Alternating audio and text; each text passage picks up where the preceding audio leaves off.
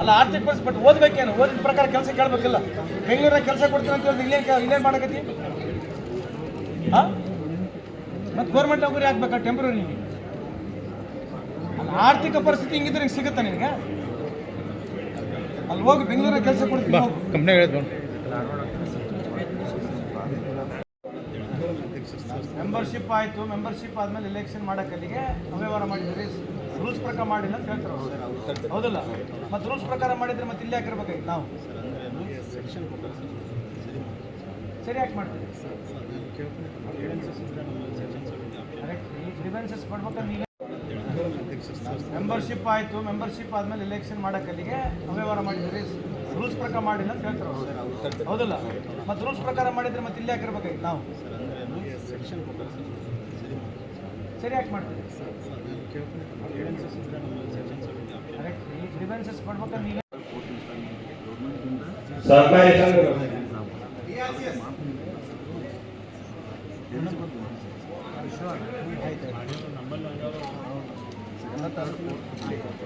ಕೊಡಿ, ಪೆಂಡಿಂಗ್ ಅದ ಕೊಡಿ,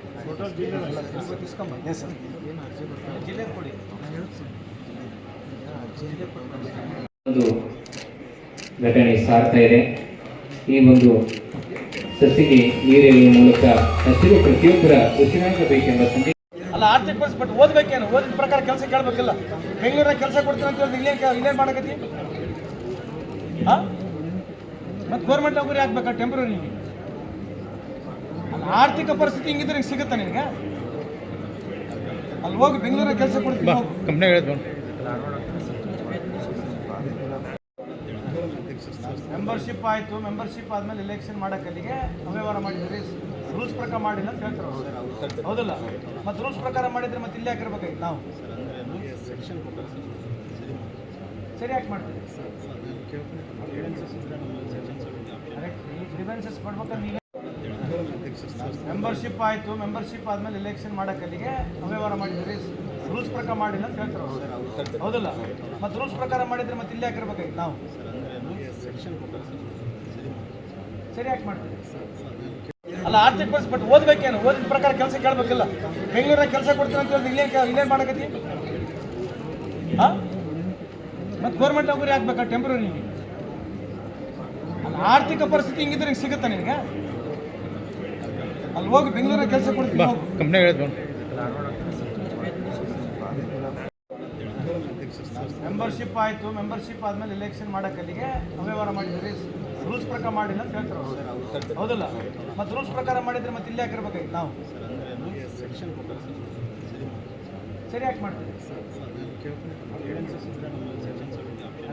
ಗ್ರೀವೆನ್ಸಸ್ ಕೊಡ್ಬೇಕಾದ್ರೆ ನೀವೇ ಮೆಂಬರ್ಶಿಪ್ ಆಯಿತು, ಮೆಂಬರ್ಶಿಪ್ ಆದಮೇಲೆ ಎಲೆಕ್ಷನ್ ಮಾಡೋಕೆ ಅಲ್ಲಿಗೆ ಅವ್ಯವಹಾರ ಮಾಡಿದ್ರಿ, ರೂಲ್ಸ್ ಪ್ರಕಾರ ಮಾಡಿಲ್ಲ ಅಂತ ಹೇಳ್ತಾರೆ. ಹೌದಲ್ಲ?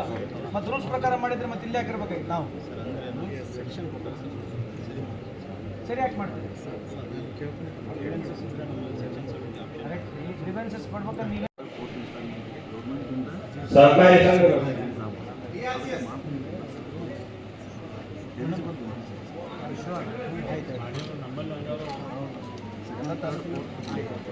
ಕೊಡಿ, ಪೆಂಡಿಂಗ್ ಅದ ಕೊಡಿ, ಜಿಲ್ಲೆ ಕೊಡಿ. ಒಂದು ಘಟನೆ ಸಾರ್ತಾ ಇದೆ. ಈ ಒಂದು ಸಸಿಗೆ ನೀರಿನ ಮೂಲಕ ಹಸಿರು ಪ್ರತಿಯೊಬ್ಬರ ಉಸಿರಾಗಬೇಕೆಂಬ ಸಂದೇಶ. ಅಲ್ಲ ಆರ್ಥಿಕ ಪರಿಸ್ಥಿತಿ ಬಟ್ ಓದಬೇಕೇನು ಓದಿದ ಪ್ರಕಾರ ಕೆಲಸ ಕೇಳಬೇಕಿಲ್ಲ. ಬೆಂಗಳೂರಾಗ ಕೆಲಸ ಕೊಡ್ತೀನಿ ಅಂತ ಹೇಳಿದ್ರೆ ಇಲ್ಲೇನು ಮಾಡಕತ್ತಿ? ಹಾಂ ಮತ್ತು ಗೌರ್ಮೆಂಟ್ ನೌಕರಿ ಆಗ್ಬೇಕಾ ಟೆಂಪ್ರರಿ? ಅಲ್ಲ ಆರ್ಥಿಕ ಪರಿಸ್ಥಿತಿ ಹಿಂಗಿದ್ರೆ ಹಿಂಗೆ ಸಿಗುತ್ತಾ ನಿನಗೆ?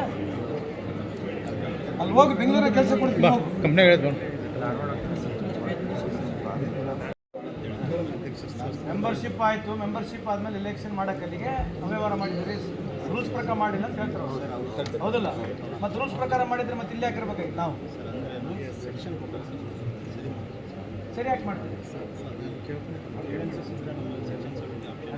ಗ್ರೀವೆನ್ಸಸ್ ಕೊಡ್ಬೇಕಾದ್ರೆ ನೀವೇ ಮೆಂಬರ್ಶಿಪ್ ಆಯಿತು, ಮೆಂಬರ್ಶಿಪ್ ಆದಮೇಲೆ ಎಲೆಕ್ಷನ್ ಮಾಡೋಕೆ ಅಲ್ಲಿಗೆ ಅವ್ಯವಹಾರ ಮಾಡಿದ್ರಿ, ರೂಲ್ಸ್ ಪ್ರಕಾರ ಮಾಡಿಲ್ಲ ಅಂತ ಹೇಳ್ತಾರೆ. ಹೌದಲ್ಲ? ಮತ್ತು ರೂಲ್ಸ್ ಪ್ರಕಾರ ಮಾಡಿದ್ರೆ ಮತ್ತೆ ಇಲ್ಲಿ ಹಾಕಿರ್ಬೇಕಾಗಿತ್ತು ನಾವು. ಸರಿ ಯಾಕೆ ಮಾಡ್ತೀವಿ? ಗ್ರೀವೆನ್ಸಸ್ ಕೊಡ್ಬೇಕಾದ್ರೆ ನೀವೇ ಸರ್ಕಾರಿ ಸಂಘಗಳು